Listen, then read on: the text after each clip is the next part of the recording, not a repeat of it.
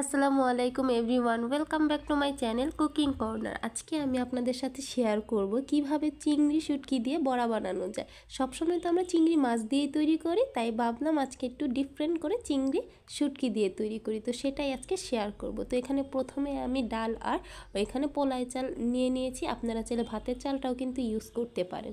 তো এখন ভালোভাবে ধুয়ে আমি প্রায় 5 ঘন্টার মতো ভিজিয়ে রেখেছিলাম, ব্লেন্ডার করে নিয়েছি। তো দেখতে পাচ্ছেন একটা সুন্দর একটা পেস্ট হয়ে গিয়েছে।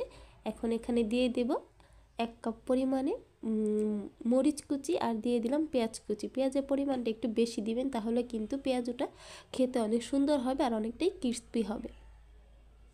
তো এখানে দিয়ে দিলাম ধনে পাতা আর দিয়ে দেব পরিমাণ মতো লবণ, হলুদ গুঁড়া আর মরিচের গুঁড়া।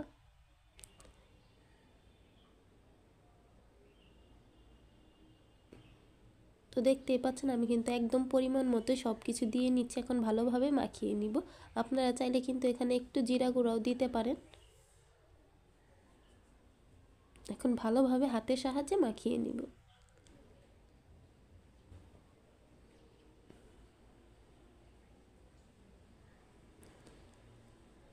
আর আমার ভিডিওগুলো যদি ভালো লাগে অবশ্যই আমার চ্যানেলটাকে সাবস্ক্রাইব করবেন, পাশে থাকা বেল আইকনটি ক্লিক করে রাখবেন, যাতে আমি নতুন কোনো ভিডিও দিলেও প্রথমে আপনার কাছে নোটিফিকেশন চলে যায়। তো এই যে দেখতেই পাচ্ছেন আমি সব মাখিয়ে নিয়েছি। এখনই কিন্তু আমি লাস্টে দিয়ে দেব চিংড়ি শুটকিগুলো। কিন্তু আমি ভালোভাবে ধুয়ে নিয়েছি। এইভাবে একবার হলেও কিন্তু বাসায় ট্রাই করবেন, খুব ভালো হয় আর খেতেও অনেক মজা লাগে। তো দেখতেই পাচ্ছেন এখানে কিন্তু আমি বেশ অনেকখানি পরিমাণের কিন্তু চিংড়ি শুটকি দিয়ে নিয়েছি, দিয়ে ভালোভাবে মাখিয়ে নিচ্ছি। যদি আপনাদের কাছে মনে হয় ব্যাটারটা অনেকটাই পাতলা হয়ে গিয়েছে, সেই ক্ষেত্রে কিন্তু এখানে চালের গুঁড়াও ইউজ করতে পারেন। তো এই যে দেখতেই পাচ্ছেন আমার সব কিছু কিন্তু একদম ভালোভাবে মাখানো শেষ। এখন আমি চলে যাব ফ্রাই করতে। তো এখানে আমি একটা ফ্রাই প্যান বসিয়ে রেখেছিলাম। গরম হওয়ার পর এখানে আমি পরিমাণ মতো তেল দিয়ে দিচ্ছি। এখানে কিন্তু আমি অনেকটা তেল দিয়েছি, ফ্রাই প্যানটা কালো দেখে বোঝা যাচ্ছে না। যখন তেলটা হালকা গরম হয়ে আসবে তখনই কিন্তু দিয়ে দেবো। একদম গরম হলে দিতে যাবেন না, তাহলে উপরটা হয়ে যাবে, ভিতরে কিন্তু কাঁচা থেকে যাবে।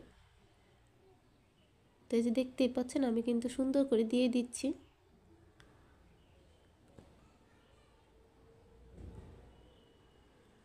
একে একে এখন আমি সবগুলোই দিয়ে নিব।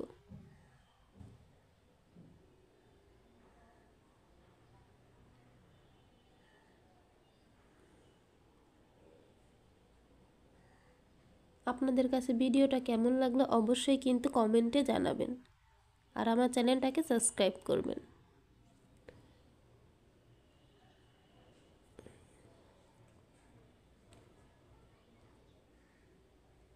তো এখানে আমি সবগুলোই কিন্তু এখন দিয়ে দিয়েছি।